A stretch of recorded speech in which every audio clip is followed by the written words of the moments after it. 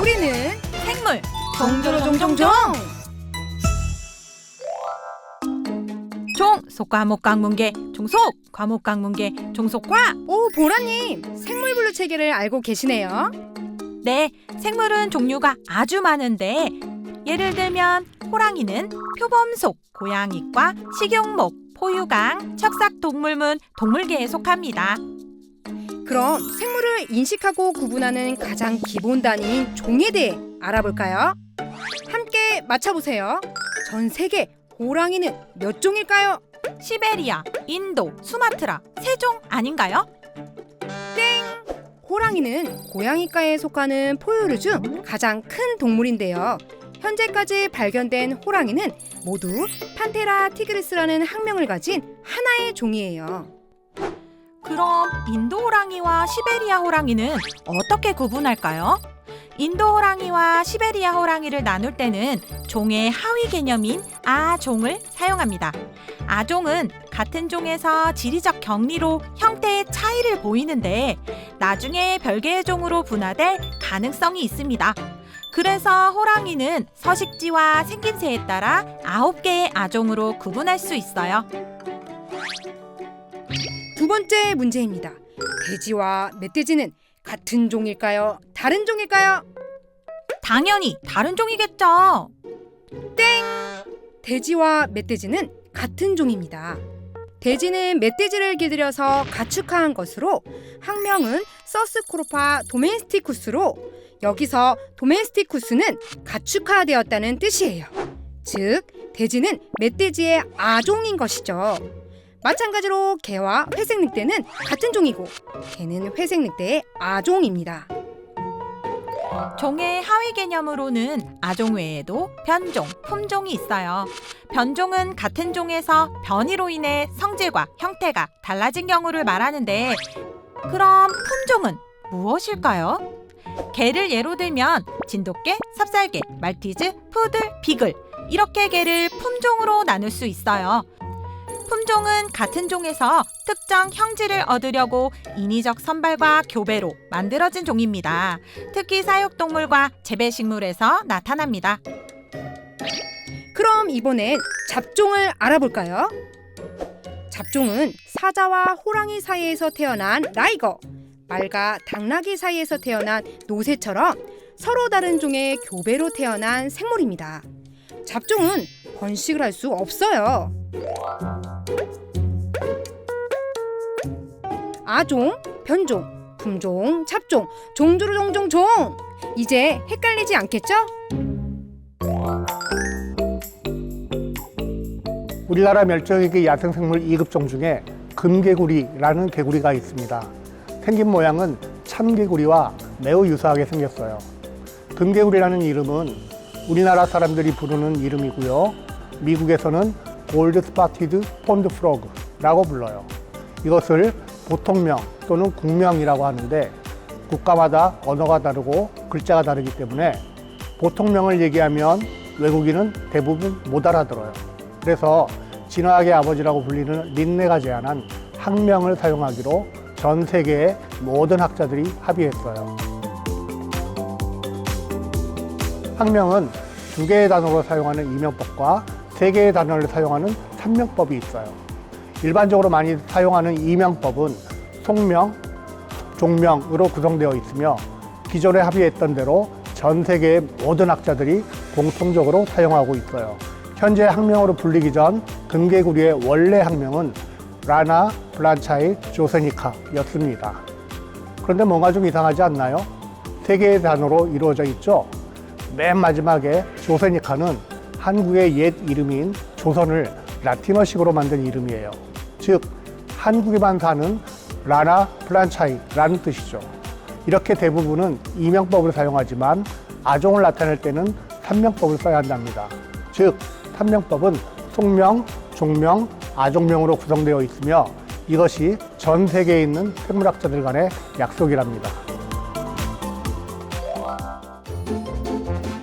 개굴개굴개굴이 노래를 한다. 보라님, 이 생물이 뭔지 아세요?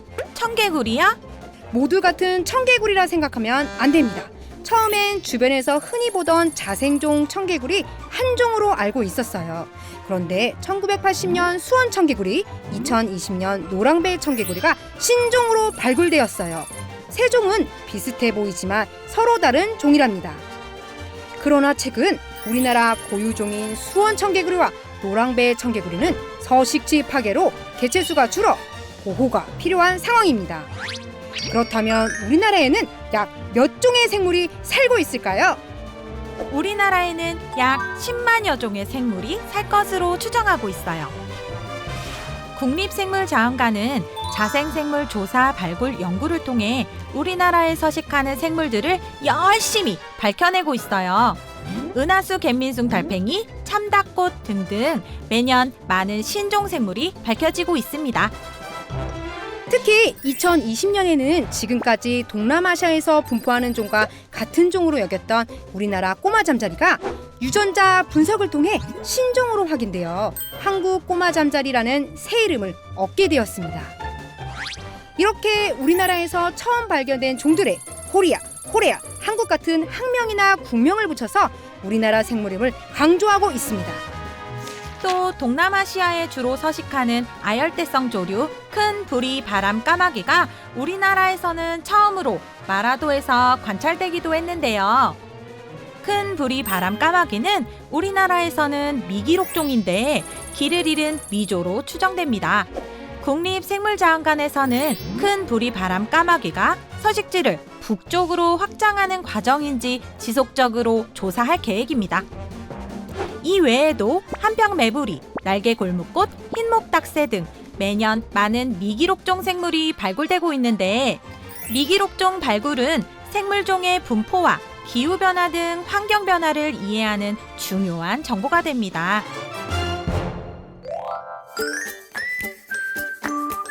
예, 우리나라는 약 10만 종의 생물들이 살고 있는 것으로 추정되는데요. 그중에서 현재까지 찾아낸 종은 한 5만 6천 종 정도를 열심히 찾아냈어요. 근데 국가생물종 목록은 이와 같이 우리나라에 살고 있는 모든 생물들이 이름이 들어있는 목록입니다. 한글 이름뿐만 아니라 학문적으로 이 생물이 어떠한 그룹에 속해 있는가도 알 수 있도록 만들어졌는데요. 국립생물자원관이나 다른 연구기관에서는 지금도 매년 새로운 생물종을 찾아내는 일을 하고 있어요. 이와 같이 새롭게 찾아낸 생물종과 분류학적인 연구를 통해 새롭게 이름 붙여진 생물종들을 모두 모아서 매년 연초에 국가생물종 목록을 새롭게 고쳐서 발표하고 있습니다. 생물종을 대상으로 한 기초연구는 물론이고 생물종에 대한 여러 가지 영향을 보는 연구, 그리고 생물종의 산업적 활용을 위한 사업을 할 때도 정확한 생물종의 이름은 가장 기본입니다. 생물을 대상으로 어떠한 일이라도 하는 국민들이라면 국가생물종 목록을 항상 기억하고 이 목록과 함께 일을 하고 있을 것이다, 이렇게 생각해도 될 정도입니다. 또한 생물종 목록에는 생물종의 이름 변천 정보도 함께 기록되기 때문에 생물 통계 자료로서 매우 의미 있는 역할을 합니다. 우리 자원관 홈페이지 한반도의 생물 다양성 코너에서 누구나 이 목록을 다 다운로드 받아서 사용할 수 있어요.